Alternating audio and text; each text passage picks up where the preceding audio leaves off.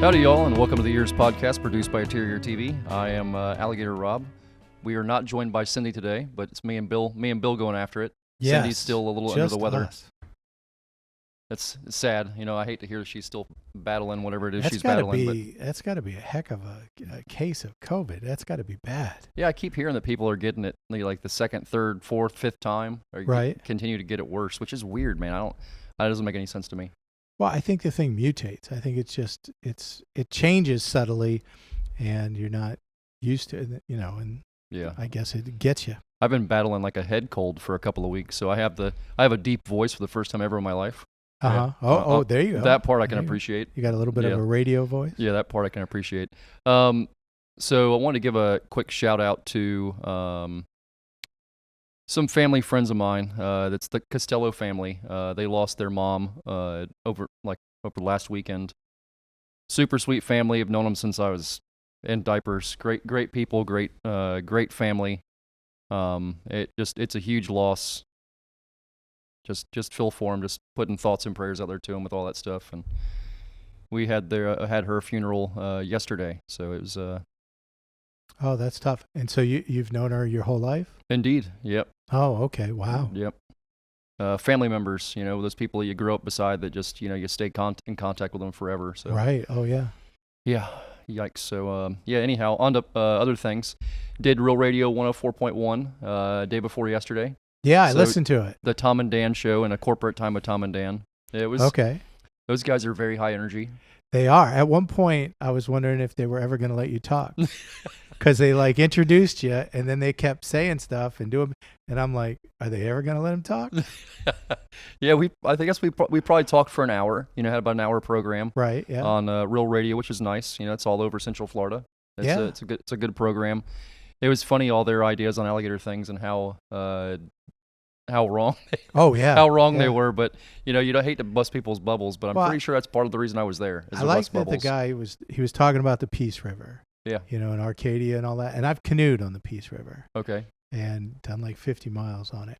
Wow. And back in my younger days. And so I was like, yeah, I've done that. I've been on that river. It's a pretty cool little river. Yeah, it's a neat part of the state over there for sure. Before we go too far into this, I want to thank Edna Wilson with Celebrate Remax Aerospace for sponsoring our program. Edna and her team love Titusville and the Space Coast. They're dedicated to helping their town thrive. They know buying or selling a home is a really big deal. They promise to help you make your home ownership dreams come true. Visit ednawilson.com. Huge blessing again to us and everything we do. Absolutely. So, yeah, it's been a huge blessing to our program. You ready to jump into this today? Yeah, let's do it. I'm super excited about this, if I have to be completely honest. Uh-huh. We've had a lot of very cool guests, but this lady is another one of those inspirational people. I hate to get her too super fired up right now before we even start talking to her, but one of those inspirational people that's been a huge blessing in my life and a big part of why I'm still here. Definitely a huge part of why this is even going on. It's a great lady and a great friend. So today on the podcast, we are joined by Kelley Gandurski. Kelley, how's it going?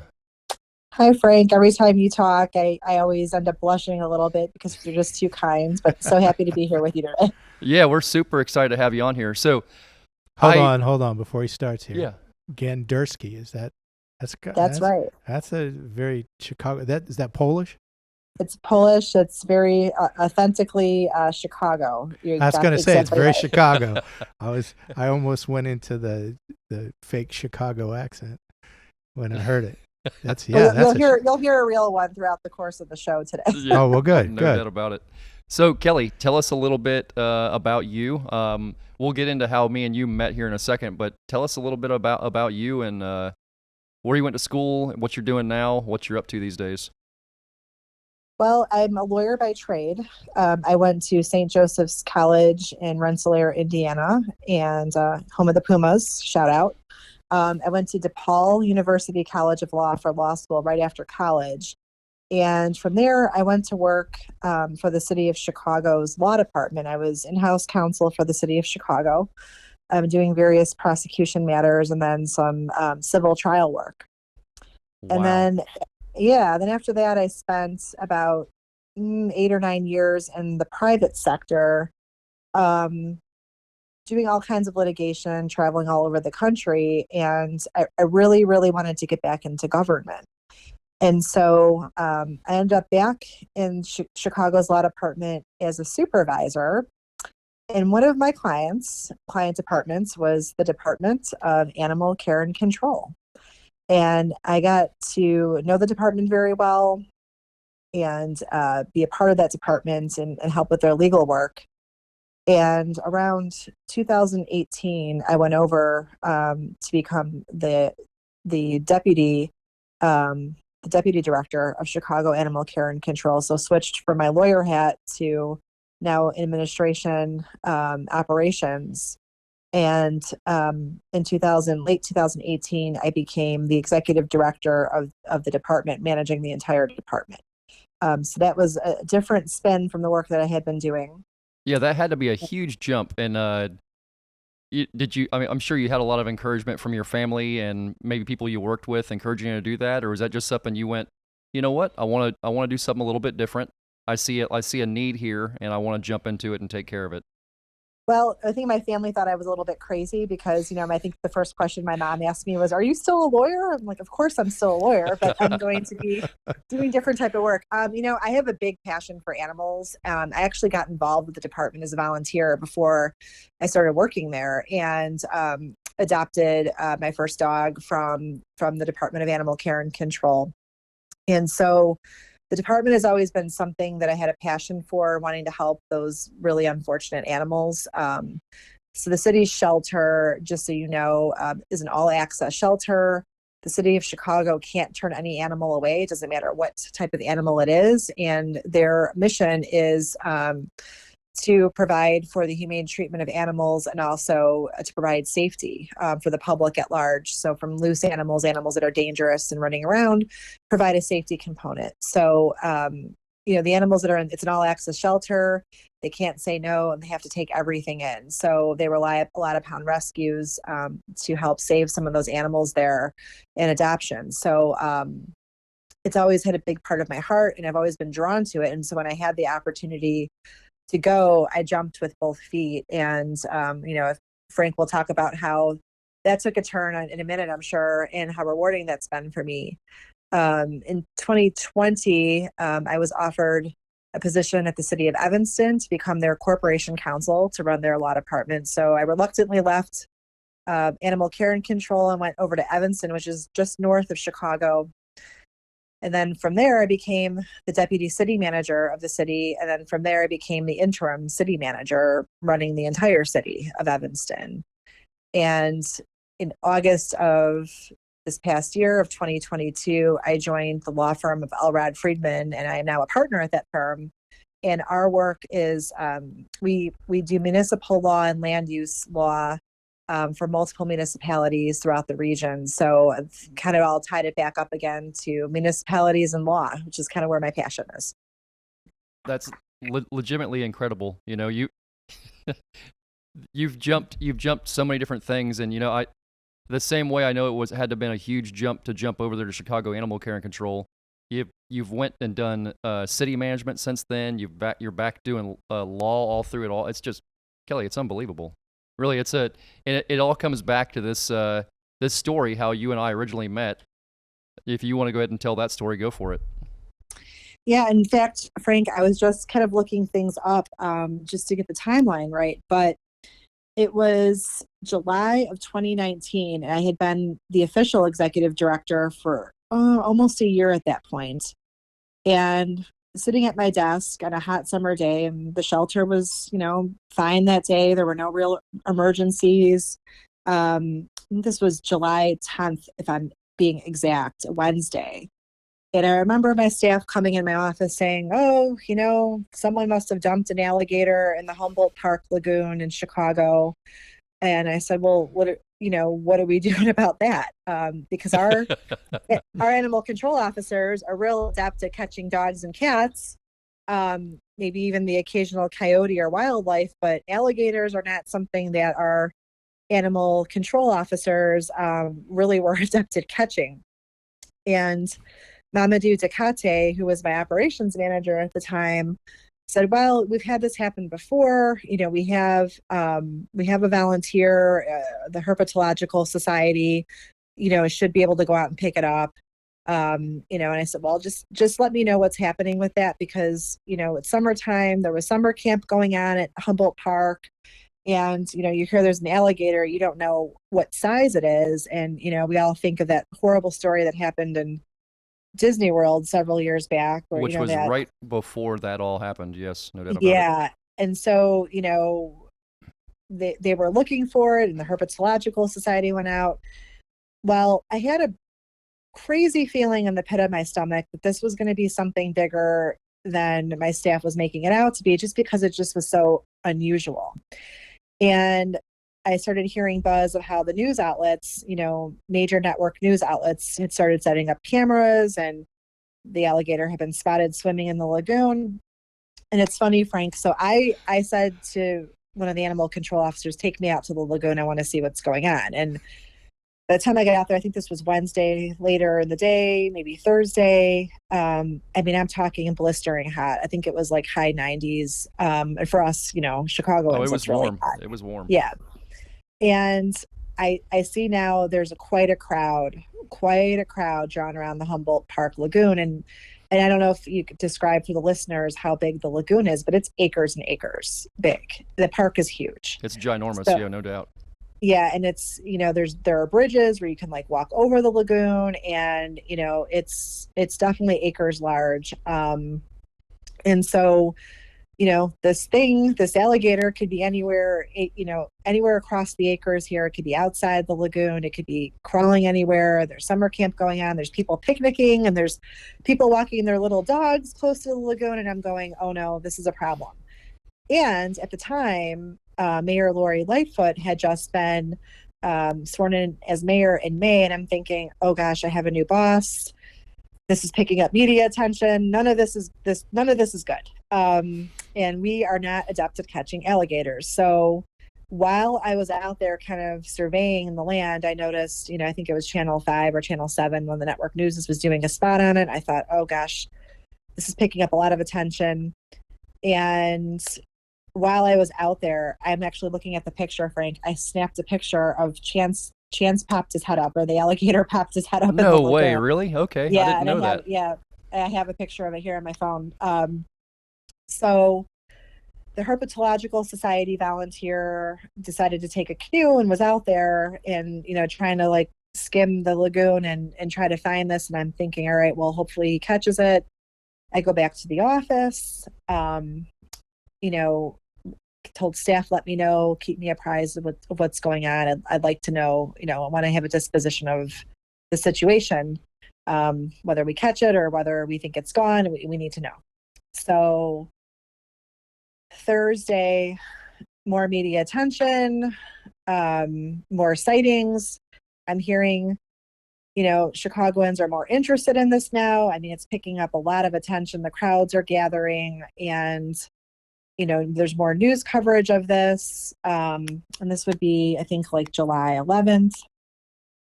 I become concerned. I think I started talking to the mayor's office about, we're going to maybe need to get a plan B if this goes into the weekend, because, there's a lot of safety concerns here. And I was hearing things like, well, some people were throwing chicken bones into the lagoon, trying to like get him to pop his head up. And I'm, again, not knowing how large this alligator is, very concerned about public safety. So by Friday, I think this was July 12th, it had picked up like media attention like you wouldn't believe. It was on every major newscast. I was getting bombarded with questions. Jenny Schlueter, my assistant, was just taking media inquiries left, right, and sideways. And I contacted the mayor's office and said, I think we have a problem. I think we're going to need to call in some bigger guns here. No offense to the Herpetological Society. They do a great job with captured animals, but wrangling, reptiles is not something that's really prevalent in Chicago. It's not something we really have to do. Again, coyotes, maybe, raccoon, possum, those kinds of things. Yes, we're all familiar. Alligators, we are not. That is not our thing. So to that end, I started looking at getting a budget to get an expert in and finding out who we can get. And I was contacting our local zoos and saying, well, do you think you could, come and catch the alligator and take it to the zoo? And they were very nice, but, they said, that's not really something we do. We can, we'll have to get you through to somebody at the zoo. We'll talk about it. Frank, by Saturday, I think I was pulling my hair out. I was at my desk at home here because the coverage was like, we did a press conference too on July, I think it was July 12th or something, July 13th perhaps, because now it had picked up such coverage. We had to, talk about, and this now every department in the city is involved, right? We have the parks department, or Parks and Rec. We've got police. We've got the Department of Emergency Management. We've got the health department. We've got all the departments now on radar for the streets and sand, because they're like, do we need to set up a perimeter? So this is now taking up major city resources. The entire Humboldt Park is flooded full of patrons. The newscasts are going crazy. It's like the event of the summer. It was, and then somebody coined the name, and I don't know who it was. The alligator's name is Chance the Snapper, and someone started selling T-shirts, and the news outlets were calling him Chance, and so now he's got branding, and there's T-shirts, and people are having barbecues out at the park trying to do a Chance the Snapper sighting. It was a 3-ring circus, literally. And now I'm on the phone Saturday morning, frantically calling the zoos, like, what can we do? Who can we get? We got to get them out of here. We got to, move this on. We've got summer camps. We've got, there's safety issues. I've got to move this on. We don't need all this attention. We've got, we got to get this alligator out of there. And then the zoos were like, well, again, we don't capture alligators. There's really not much we can do. And even if we could capture it, we have nowhere to quarantine them. And I'm like, quarantine? Why do you need to quarantine them? Just put them in the exhibits with the rest of the alligators. It doesn't work that way. So I had become frustrated. I think and I don't remember what zoo it was, Frank, and I'm going to be honest. I owe whoever it was an apology. I think I have his name somewhere in my phone. Oh, no. I was like, well, you know what? You guys aren't much help. And I hung up the phone. And I'm making all these calls, and it was one of the zoos, I think it might have been Lincoln Park, called me back and said, look, I felt real bad about our conversation. There are these guys down in Florida. And I'm like, that's what I'm talking about. I think I need someone from Florida who might be able to help. And he gave me your name and Professor Frank, Italian last name. I want to say Marconi. Am I right about that? Mazzotti. Mazzotti. And I think I had called Professor Mazzotti first, and he was out. I called you. And by the time I called you, by the time I reached you, I was at my wit's end. It was Saturday afternoon, and I was literally on a time crunch, knowing the weekend was going to come to a quick end, and I had to get, Chance the Snapper out of the lagoon. And so, do you remember our first call, Frank? I do a little bit. Yeah, you calling me and asking me if I knew what was going on, and you had a couple other questions for me and told me to put you together an email and send you an email, which I had no idea at the time that was all going to become public knowledge and be a news story all on its own, which was pretty funny too. But yeah, I remember a little bit of it. Yeah, sorry about that. No, it's hilarious. It's just things you don't think about till after the fact. Yeah, so I remember our call, and I said, tell me about yourself. And you told me that you had spent your whole life studying reptiles. It's been your passion, your field of study. You have an expertise in catching and removing nuisance alligators. And I said, well, we've got the situation. You said, I've been watching. I think now it spread nationwide news at this point. It must have. Oh yeah, it was done. It was on the TV in Florida for sure. Oh yeah, I saw it. Yeah, it's spreading nationwide. I think it's on CNN. I'm like, oh my God, this is not my department. I have a new boss. Just from my perspective. Public safety. I don't need to be the reason that Chicago, has a horrible incident this summer. Got to get this taken care of. So I was under all kinds of pressure. I think by the time I called you and I asked you, for your CV and, give me a rundown of the things you've done. And you said, well, you said, I'm on Instagram. And I said, oh, all right. So I looked you up on Instagram and I see this guy with all these pictures of him in the wild, with all these reptiles, and he's got a beard down to his belly button. And I'm like, I think this might be the guy I need. This definitely is like the look of the guy that I need. And so I said to you, you asked me how the current volunteers were going about catching him. And I said, well, they're in a boat in the lagoon looking for him. And you kind of chuckled. And I said, well, you're like, that's the wrong approach. And I said, well, it's not a motorboat. It's just a canoe. You're like, okay, let me tell you about the alligator if he's there. He's terrified right now, especially if he's been in captivity. He has no idea where he is, and any little noise is setting him off right now. And that includes the paddle of any boat, any crowds, anybody throwing anything at him. And I said, okay, well, how would you catch him? And I said, and keep in mind, we really, our mission is also the humane treatment of animals. I don't want to see him die. I don't want to, have him euthanized, if that's not necessary. And you're like, well, I use a different approach. I use, a fishing rod with a 3-ring hook. And I said, well, doesn't that hurt him? And again, I think you laughed at me and said, no. I promise I didn't mean to come across that way. No. Wait, no, ma'am. Those are scales on his back. He doesn't feel a thing. And I said, okay. I said, look, what would it take if this were you trying to catch him? What would you do? And you said, well, the first thing I would do is shut down the entire park. And my heart sank, because you have to understand, this is Chicago, middle of summer. Mayor's office is trying to keep violence down. They're trying to keep parks open and give people positive things to do. We have summer camps happening. Humboldt Park Summer Camp is a big part of daycare for many Chicagoans.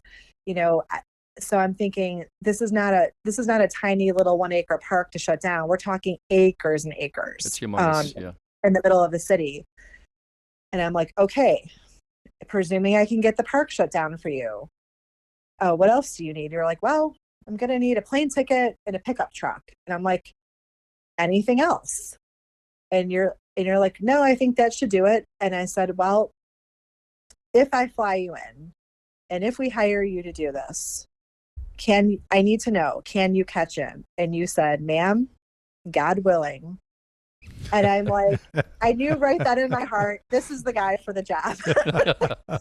So I called the mayor's office and I was like, look, I need an emergency contract to get this guy into town. Whatever it's going to take, we got to get him here. And he's our only shot at this. I think he's our only shot at this. And so that Sunday, I was called into an emergency meeting with Mayor Lightfoot at the Office of Emergency Management. And there was the big brass from the police department and Streets and Sand and Parks and Office of Emergency Management. And I mean, all the big brass officials of the city of Chicago in one room. And in walks Mayor Lightfoot, casually strolling in. This is the first time I'm meeting my boss, I think, since she had been sworn in. And she's coming in and eating some French fries. And she's like, all right, what do we have here? And, I think it's important to note that my department, the Department of Animal Care and Control, while a department of the city, was one of the smallest departments, personnel-wise. And often, I don't want to say it's not overlooked by the city, but it's one of those things that, taken for granted, probably, right? Yeah, or just not considered, a headliner in the news, right? So you've got all these other department heads there that are like really used to taking control of these major situations. And it seemed to me before the mayor walked in that somebody else was going to brief her on what was going on. We had the aerial shot of Humboldt Park on the map, on the wall, and she comes in and she's like, all right, what do we got here? And everybody turns and looks at me. Ooh, there's a good feeling. The pressure was on. Yeah. So I explained the situation. I went up to the map. I showed, where he was last spotted. And I said, I've got an expert flying in today, but Mayor, we've got to shut the park down. All of a sudden, police and fire, everybody's flipping out. No, we can't shut the park down. That's a terrible idea. Mayor, violence in the city. No, we can't. We got to keep the parks open. And she looks at me and she says, if we shut the park down, how long will it take you to catch him? I said, and I probably shouldn't have said this, and I don't know why I did. I said, if you shut the park down, I think I can guarantee the capture within 24 hours, even if I have to jump in the lagoon and get him myself. There you go, Kelley. I like it. I didn't know that one either. Oh, wow. And I looked at, my liaison at the mayor's office, and she's like shaking her head like, oh, Kelley, no. And I'm like, and Mayor Lightfoot's like, that's right. That's what I like. A go-getter. All right. She's like, you heard her. We're shutting the park down. And she's like, and I agree. I drove past the scene. There's too much of a crowd there. So I really want to give credit to Mayor Lightfoot because she really did understand the situation and she really did adhere to my concerns about safety. And I explained to her how the public was getting too close to the lagoon. We had dogs walking around. We had people throwing food in the lagoon. And she's like, let's shut it down. Let's shut it down. And let's pull the volunteers out and let's get it done. So I headed to the park that Sunday night. And I had one of my animal control officers pick up Frank from the airport. And Frank, I think you want to maybe talk about what your experience is like flying into Chicago for the first time. Yeah, that was an experience without a doubt. I remember Drake picking me up at the airport, or not the airport, but at the hotel, and seeing trains coming out in the middle of the road. I'm like, what in the world? Kind of weird, bizarre thing am I in right now where there's a train coming out in the middle of the road? I mean, that was the first thing, and he's laughing at me the entire time. And when we pulled up there to the park, I remember meeting you for the first time with everybody else, and I went, okay, this is a very serious lady. It's a serious situation. And I remember getting out of the car, introducing myself, and going, they're not joking around. This is not time for me to be joking around. This is the time for me to get to business. I remember shaking your hand saying, I'm going for a walk. And then as soon as I walked off, I went, oh man, I shouldn't have. I almost feel like I should have stood around and talked for a second longer. But I was like, I want to get this done for you guys, because you can immediately, pulling into that park, you can immediately feel the pressure kind of just get on you and kind of go, okay, this is not a fun time. This is work time. It's time to go get your job done. And I immediately it was so bizarre that the switch just flipped, and I went, okay, it's time to get after it. And I felt terrible walking away and leaving you guys like that too. That really, I felt bad about that, but at the same time, I wanted to get something done for you. Yeah, I remember you jumping out of the truck, shaking my hand really quick, and like, I need to go take a walk. And I'm like, oh, is he serious? Like, is he going to catch us? Like, what's going on here? No, it's just a long plane ride. Yeah. And I'm like, oh God, and so, so I think it was that night, Frank, the people were still there and you were kind of incognito. You were walking through the park. At that point, no one, I don't know if any of the reporters had caught on to who you were, because I had animal control come get you. Yeah, I was still incognito for sure. Yeah, nobody knew who I was or what was going on, so I was able to walk around and talk to all the police officers and ask them, like, hey, have you actually seen anything? Everybody was like, no, man, there ain't nothing here. What are you talking? There's nothing around. And the people that were there looking for things were like, yeah, there he is. I'm like, no, guys, those are fish. Well, there he is over there. Like, no, those are turtles. Those are ducks over there, just so you know. And right, we had a lot of false sightings. Yeah, a lot of false sightings. Yeah, it was definitely a spectacle, without a doubt. It was nothing like anything I've ever seen before. That's for sure. Oh wow. It was very different. But I remember, that night, me and you sitting at the park, right as it was getting dark. We're waiting for it to get dark the next night, and the mayor calling for an update. And like, so what's going on? Like, well, ma'am, and walking in the park, today, there's trails, there's footprints and tail drags going out of the pond. I don't even know if he's there anymore. And she's like, well, what do we do about that? And I said, well, I don't think he's in somebody's random pool or anything, but I mean, I don't, until we get to nighttime and we can really look around, I don't know what's going on. And when nighttime came, I'm pretty sure you thought I was a crazy person jumping around the bushes and crawling through like every nook and cranny I could find, looking for things. And it was quite the adventure. So the night that you came in and you surveyed, and then we shut the park down that night, and then you had looked for him all night, nothing. and that's where you discovered, right, that he had possibly left. And I'm thinking, oh gosh, so then it was Monday. Now the park shut down for like now a full day and some change.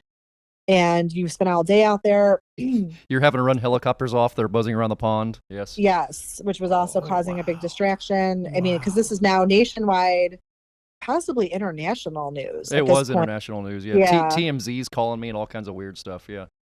Yeah. So then, and my cell phone was just completely blown up.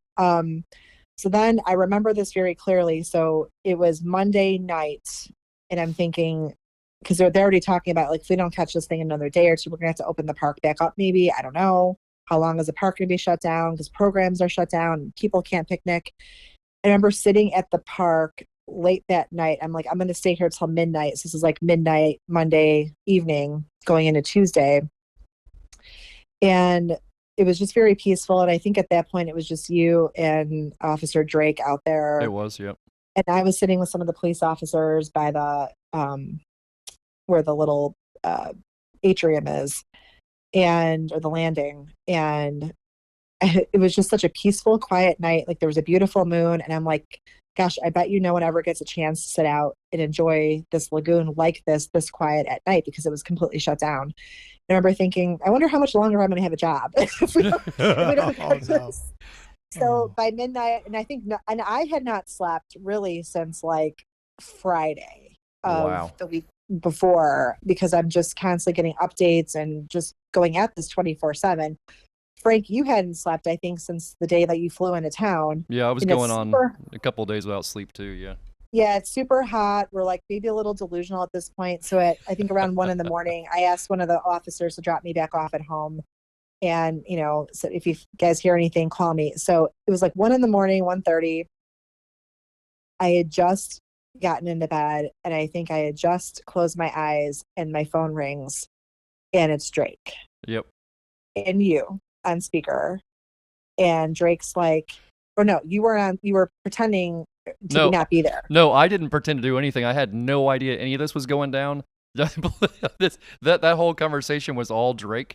I had no part of that conversation at all. I was sitting on the ground just shaking my head sideways the entire time. Yeah, Drake calls me. He's like, I have some bad news. I'm like, oh my God, what? He's like, Frank fell in the lagoon and hurt himself. He's like, he fell in. And I was like, what? I think I was like, started screaming, and then he started laughing, and then you started laughing. I could hear you. I'm like, what's going on? You're like, we caught him. I'm like, no, you did not. Yeah. You're like, I have him here on my lap. I'm like, where is he? You're like, I'm in the passenger side of the animal control van. Drake's driving, and I have him in my hands. And I'm like, you have a live alligator in your hands. I said, head right to animal control. I'm heading over there. I'm going to open up the shelter. Let's get him secured. So now this is like 2:30 in the morning. And I had to call the mayor's office. I'm like, we got him, and behind the scenes of all this now, the mayor's press office is like blown up. It is the story of like the year. And their most senior press people have not seen any attention like this, I think, in most of their years, if not all. So I'm working with Bill McCaffrey at the time, who was in the mayor's press office. And like, we're all calling, and I'm writing up a press release at 3 a.m. And I remember first I pull into the loading dock, and you guys had him in unloading, and you held him. And I'm the one that snapped the picture that's gone back, the famous, he's got his mouth open. It's a little blurry in the background. I snapped that with my iPhone, I think at like 3 a.m. I still have it on my phone.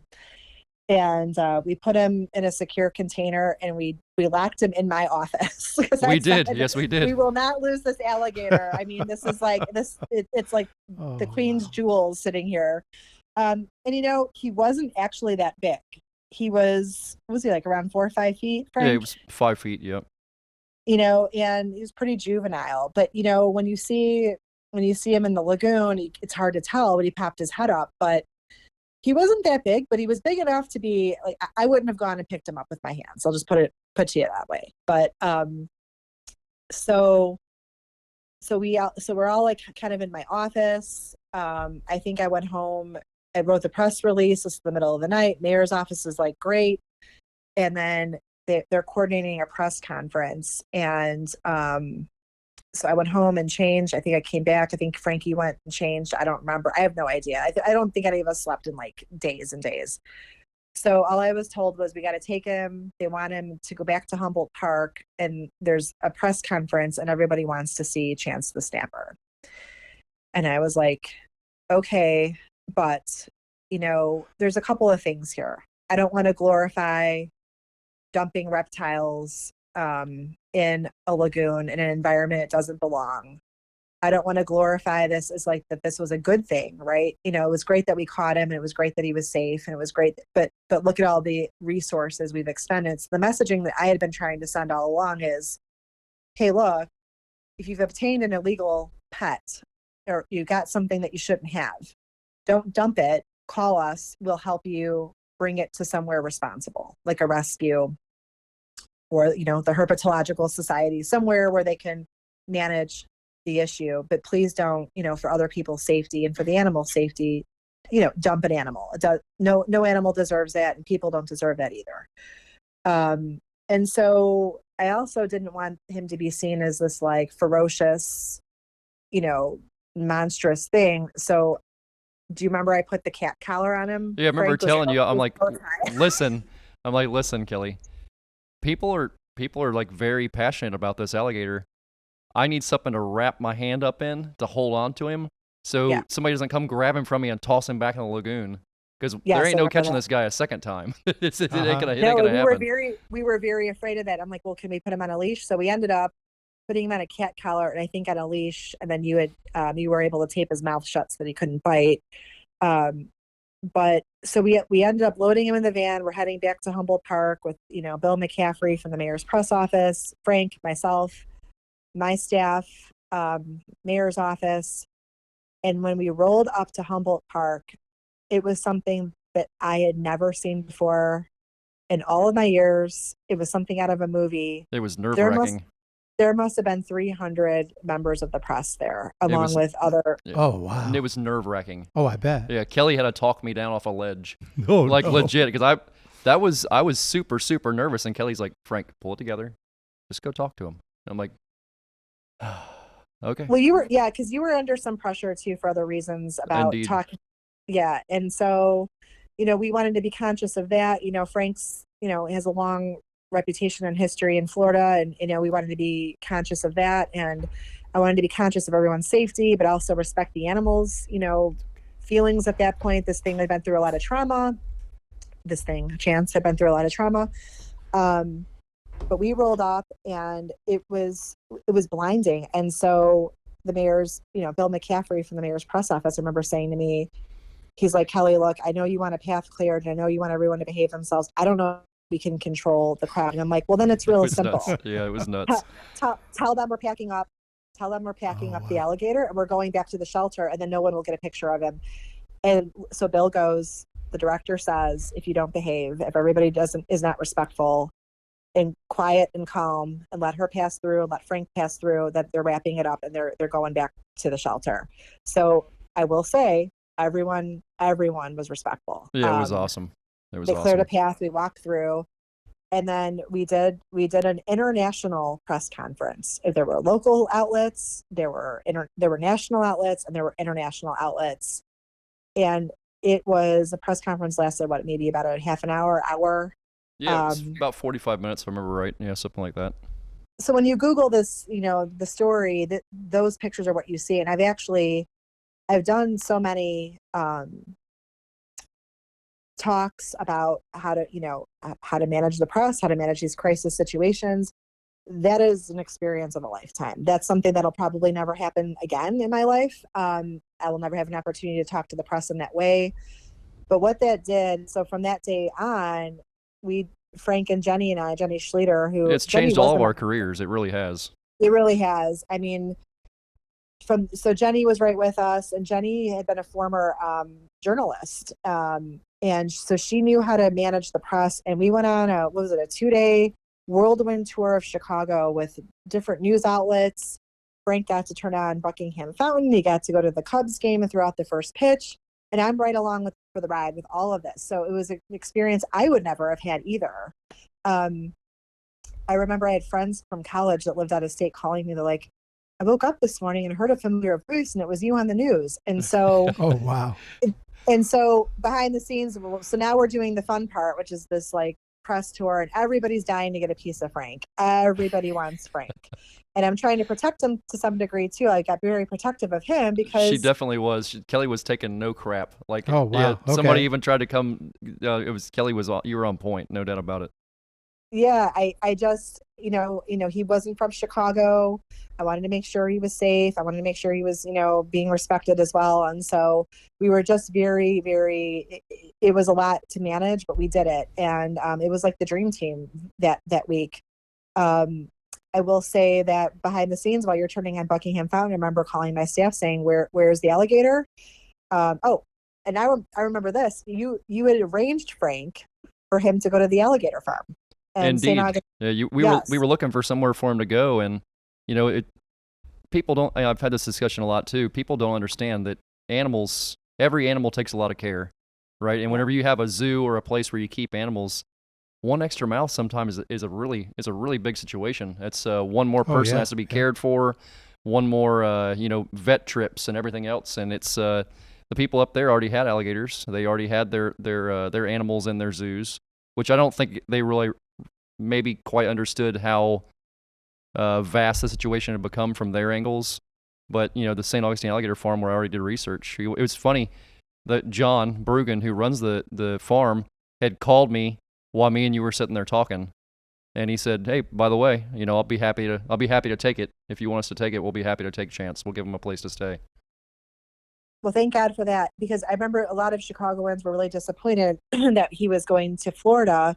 But it was on brand with the message I wanted to send to Chicagoans, which was alligators don't belong in Chicago. They're not native to Chicago. They don't belong here. They don't thrive here. And so he's going to where he belongs. And I remember asking Frank, we're always worried about where the animals end up. So is St. Augustine's Alligator Farm a nice place? I remember you looked at me like almost in shock, like wide-eyed. You're like, yes, ma'am. It's the Ritz-Carlton for an alligator. He won't be treated any better than that. He just got the golden ticket. So behind the scenes now, Frank's turning on Buckingham Fountain. The press are all over the place. I stepped aside to take a call and to ask my staff, where is he? They're like, he's still here. I'm like, you have to get him out of here. He has to get on the plane and he has to go, because we will never be able to keep up the press inquiries. Or I was also afraid too that the shelter was going to get stormed for people wanting to get a glimpse at him again. So I wanted to make sure he was on a plane. And so the zoo, I think it was, and I don't remember if it was Brookfield or Lincoln Park again. I apologize for not remembering that, but I'm fairly certain it was Brookfield. I'm pretty certain. They built a special crate so that he could be transported. They did that themselves like that morning. So everybody, like all of Chicago, came together to help with this. And certainly Frank gets all the glory for the actual capture and the hard work that went into it. But that glory is there to be shared. I try to share that with everybody, including the Lord, because that's a lot more than any of us could ever do. All that stuff, all the blessings is put in so many lives. It really was, because it opened my eyes to really all of my years of legal work. I can't tell you how many cases I had, property damage or this or that, where I had to hire expert witnesses. Like everything in my life almost had prepared me for that moment. My love of animals, my legal knowledge, my experience with hiring an expert, working through the red tape, in terms of politics to get somebody here, and my ability to speak kind of all came together at one point. And it kind of like everything you had all worked for your entire life, Frank, kind of came to a head at that point too. All your training, all your experience, all your knowledge led you to that moment. Without a doubt, and me and you've talked about this before. If it wasn't for all that, I don't know that I'd be here right now. I truly believe the Lord put me there for a reason, and it's all that so much more than any one person, I believe, and the way it's all blessed us all. You've went on and done so many incredible things since then. Jenny, who we had on a few episodes ago, she's went on and done incredible things. It's unbelievable that all these blessings could be given out by this one alligator in Chicago. You know what I mean? This whole story, and all of us have become like family, which is amazing. They've made musicals of it, Bill. They've made a musical of the Chance the Snapper. Yes. Really? Yes, I find that incredible. Yeah, I need to send that There's to you, been a Kelley. musical. Yes, it's a Okay. musical. Yep. Oh, wow. I continually hear. I was telling Kelley how her and I are engaged to be married, or are already married. Oh, okay. Yeah, that's okay. that's the story anyhow. There we go. People tell me, so like, how is your marriage going? Like, wait, what's going on? What? What happened? I got married? Like, yeah, you and Gandurski Well, are Frank, married, I'm just right? gonna tell you. I was like, well, I I'm just don't gonna tell think you. so. I think you could do worse, Frank. I'm just gonna say. No doubt about it, Kelley. You're spot on. You're spot on. Yeah. So we need to give a shout out to your mom and your sister too, who I've become friends with. You have such an amazing family. You are a very blessed person, and yeah, it's. I'll tell you what, Kelley. This has been it's crazy. I was just telling Bill. I was literally doing radio in Orlando on one of the biggest stations in Florida a couple days ago about this exact story. Still, 3.5 years later. I mean, it was such a feel-good story, and it was exactly what Chicago needed. And we think about what happened, after 2019, 2020, and the lockdown. It's almost like it was, one blast of a summer before we were all just kind of shut down. And it is one of the most special moments in my life, I have to say. And I'm forever grateful for the opportunity. And, God puts you in places for certain reasons. And, we all know why we were there that day or that week. And, I think it's just the opportunity that was given to not only me and you and Jenny and my staff and Chance, has just been unbelievable. Yeah, all the animals that have been, remember doing animal rescue stuff. We did a little bit of everything that those first couple of trips. That's been what was amazing. really and I told Jenny, we have to parlay this. So we got Frank over to the shelter to, show some pictures of him playing with the dogs and the cats. And that really drew people to the shelter to adopt. So that was another really, really, really great moment. And be able to use this moment and use it for positive. And, you don't get too many stories these days in the news anyway, where, such positivity surrounding something. And that's truly remarkable. I miss those times. No doubt about it. All right, let's jump into some homework real quick. I gave you some homework. Let's jump into some trivia.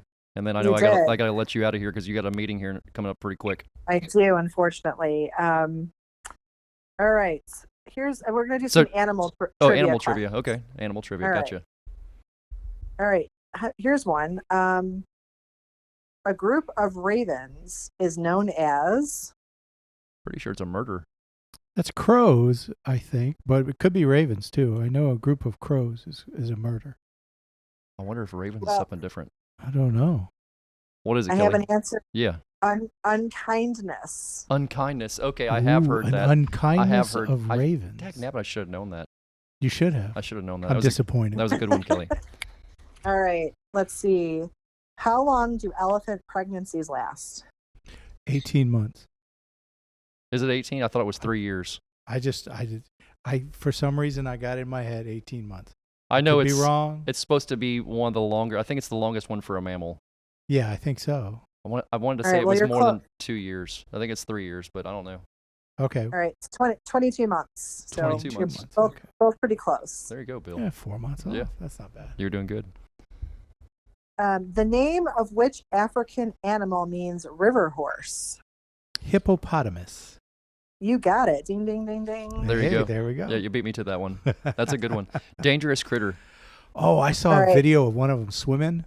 Oh my goodness, that thing was fast. Yeah, them jokers put a whole butt on it, without a doubt. Yeah, I heard they're pretty aggressive in the water. Yes, the guys I know in Africa that work with crocodiles, they're terrified of them.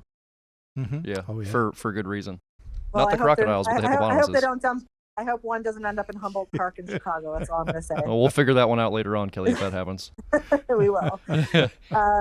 Let's see. I've got, how many hearts does an octopus have? Somebody just asked me this recently, and it was something ridiculous. I don't know. I want to say he had more hearts than he did eyes. But I'm gonna say 5. I'll say 3. We'll see. How do we do? Ding, ding, ding. Correct answer is 3. Hey, good job, Bill. Killing it. There we Knocking out go. of the park, buddy. Yeah. There. All right. I'm gonna give you guys an easy one. Okay. Ready? Yep. How many legs does a spider have? Well, some of the ones I see in my house sometimes have 5 or 6. That's because you missed. Well, it's that or the Shelties are grabbing arms off of them. I don't know Oh, what I there you go. Say, mean. Yeah, I think the Shelties are playing games with the spider legs. So I think an arachnid has 8. It does. That is correct. So I think, is that 5 questions? Did I Yes, ask? ma'am. That sounds good. Yeah, that sounds All good. right. Kelly, super appreciate you. Thank you for everything. I tell you this quite Thank a bit, you. but this whole story is a big part of me still being here and being alive. And you're a huge part of that. And I super appreciate you. I love you and appreciate you a bunch. And just thank you for being you. And I'm so happy for your career and where it's went. And you deserve all this stuff. Well, Frank, you're here to do big things. Love you back. And thanks so much for having me on. I'm happy to do it anytime.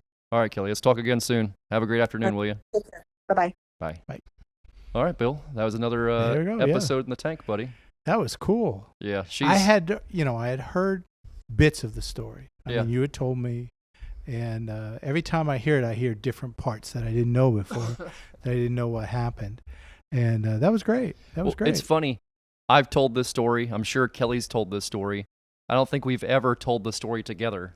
You know what I mean? So I don't think it's ever been told from both of our perspectives at once. Okay. Because nobody's ever sat down and asked us. You know, Right. like, so hey, tell us what's going on. So it's interesting to hear it from both sides, and that was a lot of stuff I didn't know either. Oh, okay. Yeah, there's a lot of things I didn't know. I know. So I was originally told that he was first seen in the background of a Block Club Chicago picture at a birthday party. That they were shooting birthday parties of this kid at her like 16th birthday or something, and the gator was in the background in one of the pictures they were shooting. Oh, okay. Which is hysterical, like a Loch Ness monster kind of thing. That's flipping. That's a flipping riot. Yeah, there's Nessie. That's a flipping riot. So, anything exciting going on this week? No, we're back to the boring. It's although it's Easter, Easter week, and so. Good Lord, man! I 3-day have so many weekend. things coming up in April. We have a book fest at Hello Again Books this Saturday, which this will be aired after that. But coming up this Saturday, and then we have library programs starting. We have doing programs for the great outdoors. Doing programs for. I mean, it's all over the place. I mean, it's going to be literal chaos between April and May. We had our first 2 football games too. Oh, that's right. Yeah, your team. Yeah. It was the first game we got blown out pretty hard. Okay. And the first game we played, it's Right. usually it's kind of a common theme. In the second game, we blew their team out. The first team I think beat us 31-0, and we beat the second team 26-0. So Okay. yeah, it worked out pretty good. There you go. But yeah, a lot of cool stuff coming up. But it's good to be busy though. It's good to have a lot of things to do. Yeah, buddy, it's nice to be turning the corner on whatever this cold was I had. Holy moly, Oh, man! yeah, I don't know what was going on with that, but that stuff can stay wherever it was at. So we want to give a huge shout out to all of their businesses that help keep ears running. Kelsey's Pizza in Titusville, Brad Ford with Ford Animal Rescue, Hello Again Books, which I just mentioned. That's who's hosting the event down there this coming weekend. That you missed, by the way. Yep. Because the I'm gonna be a weekend podcast late. is aired afterwards, and Yikes. so the way time works. Yeah, really it's sorry. Crazy thing. From Olives and Grapes, that's the episode airing today, actually, with Stan Pengelly Oh, there we from go. last week. Stan's a good dude. Space Coast Executive Jet Center, great people. Kat Carey up there in Chicago for real estate stuff. Pelican Coast Marine, Vibe Farmer, Adjust the Mic, which we need to have one of the guys from Adjust the Mic come over here and chat with us and talk about their podcast. Yeah. And then Pat Fisher Nissan. Yeah, Pat Fisher's a great guy. Awesome stuff. Love and appreciate you guys. Appreciate all you do. I reckon we will catch you all next week. Yes, sir. Bye-bye.